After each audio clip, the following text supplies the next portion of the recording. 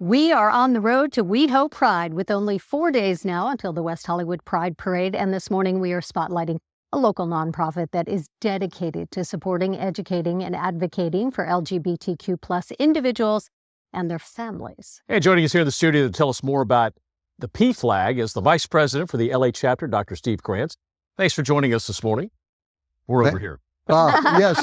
Welcome. This is a relatively new experience for me. Just talk to us. That's all you got to do.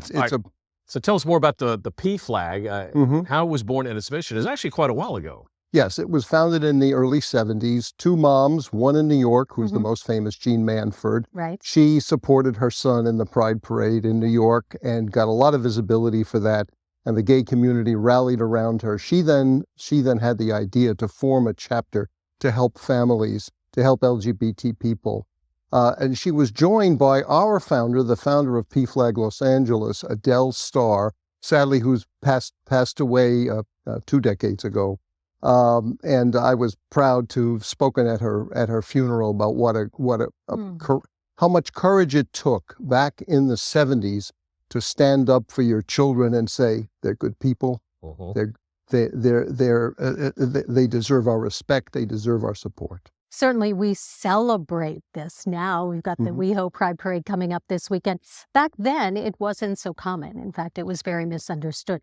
You are a big advocate now for families, the PFLAG organization. Tell me what sort of things they do for families who might be struggling. We do 3 things. We do support, education, and advocacy. In terms of support, we have monthly meetings. Right now, they're on Zoom. We used to be all in person, where we've been Zoom because of COVID, of course. And I'm pushing a little bit to get back to that. Maybe we'll have hybrid meetings, which I think are very helpful for people to be together, to meet each other, to greet, to share a snack, things like that. We have speakers at the meetings. But the meetings allow families to ask questions and to learn from us old-timers. I became involved in 1998 when one of my children came out. And the reason I did was I loved him. I loved him every day of his life. He was the light of my life, one of the most wonderful people. He still is today. I'm so proud of him. And so I didn't realize it, but at the time I became a gay rights activist. And I was pretty... Just by being a loving dad. Yes, I started out that way, and then I got involved. Yes. Okay, so in your opinion, how far have gay rights had the movement? How far has it come, and what do you see happening and accomplishing in the next couple of years? Well, there's been remarkable progress in the last few years. Over the quarter century, most gay people were in the closet back in 1998. It was dangerous for people, and now we're seeing not complete acceptance, but general acceptance around the country. But we are seeing some concerning parts of the country, not California. One of the things when I speak about PFLAG, I speak how proud I am to be a citizen of this great state and the laws that California has passed. For example, the Fair Education Act, which instructs schools to tell the truths about LGBT people, the great accomplishments that LGBT people have made over millennia. For example, Leonardo da Vinci was a gay man, if you read his biography, and he still is recognized as a great person. And we need to focus on that. So people who want to get involved, who might be watching at home or on their device, I know that you're hosting an event. What's coming up? It's coming up June 8th at the Kohler Experience Center in West Hollywood. It's an all-day family event, and we encourage everyone to come. If you want to give us a donation, it would be wonderful. Kohler will be matching those donations, and that will help us do the support activities. I want to talk a little bit about education and advocacy. Education, we have a speakers bureau, and over the years, one of the things that I've enjoyed the most is going to schools, speaking in high schools to a class of 30 kids. And I'm going to tell a little story about what I do at every one of these classes. I raise my left hand. I happen to be a lefty.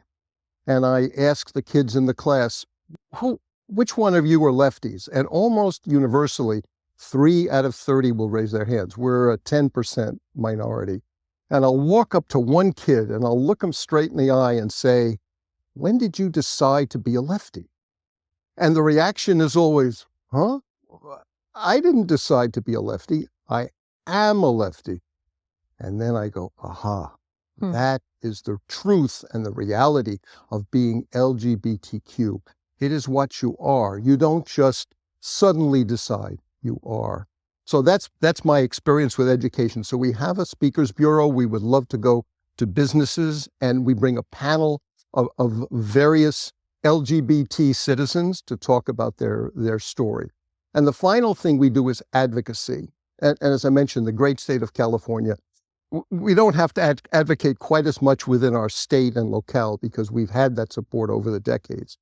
But nationally and certainly internationally, there are states in this country that don't provide the same kind of affirming support for their LGBTQ citizens. And so we advocate, and I've personally advocated years ago in Sacramento and in Washington, D.C. with the national organization, of which I'm very proud.